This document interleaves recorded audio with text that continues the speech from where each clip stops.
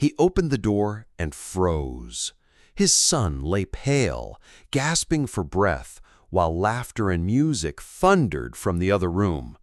His daughter-in-law raised a glass, smiling at her guests, unaware that her husband was dying just steps away.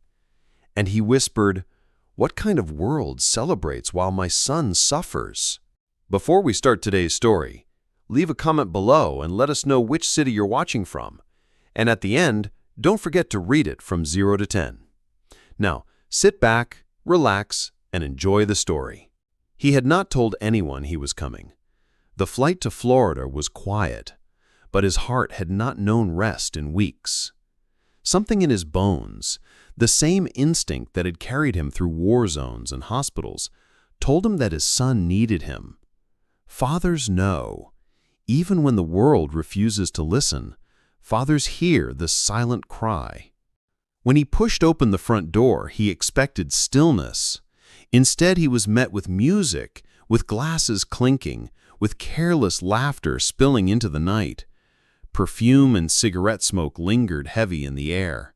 A party, and at the center of it all stood his daughter-in-law, dazzling in red, raising a toast as if nothing in the world was wrong. But something was wrong, terribly wrong. In the dim corner of the living room, half hidden from the laughing crowd, lay his son. His face was pale, lips trembling for air, his body weak and unmoving. He was drowning in silence, while only feet away, people danced as though life were eternal. The father felt his knees weaken, yet he did not shout. He had learned long ago that silence carried more power than rage. He walked forward slowly, his boots pressing against the floorboards with the same steady rhythm he once carried in uniform. No one noticed him at first. To them, he was just a shadow at the door, but his presence grew heavy, until whispers spread and glasses stopped mid-air. This man was not ordinary. His life had been one of service and sacrifice. Years ago, he had returned from war with scars carved into his skin and deeper wounds hidden beneath. He had buried brothers who never came home, carried weight that no metal could ease, and still he had kept giving, to his country, to his family, to a son who was now fighting a battle of his own. Now that son lay abandoned, while the woman he trusted danced with strangers. The father knelt by his son's side, placing a hand on his chest, feeling the shallow rise and fall. He remembered the day he first held this boy, swaddled in blankets, fragile and perfect. He remembered the promises he made, that, no matter what, he would always protect him. And now, in this Florida home, filled with empty laughter, that promise burned louder than the music. He looked up at the crowd. Some avoided his gaze, others shifted uncomfortably, yet no one moved to help. Silence swallowed the room. That silence became his weapon. Finally, the daughter-in-law noticed him. Her smile faltered. The glass in her hand trembled. For the first time that night, the mask slipped, and guilt flickered across her face. The father said nothing, but his eyes spoke for him. Honor means nothing if you abandon the ones who depend on you. He lifted his son gently, the way a soldier lifts a fallen comrade, with reverence and strength. The guests, once bold in their laughter, now stood in shameful stillness.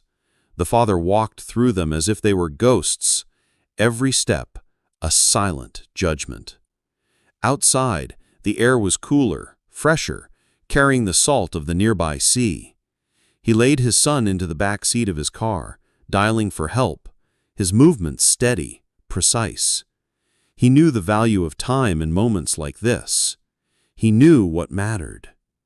Behind him, the once roaring house was now quiet.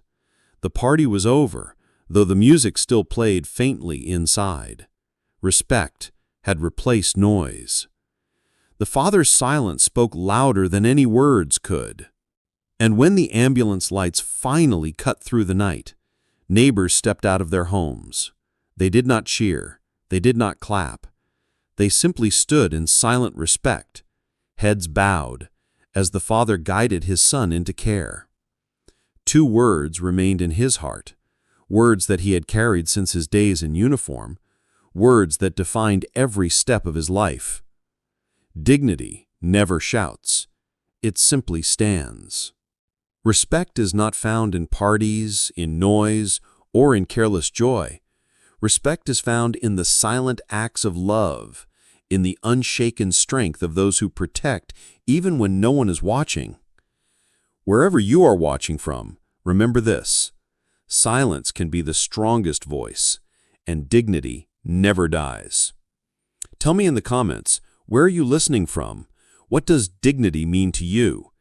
And if this story moved you, subscribe for more stories that honor those who fight unseen battles with silent strength.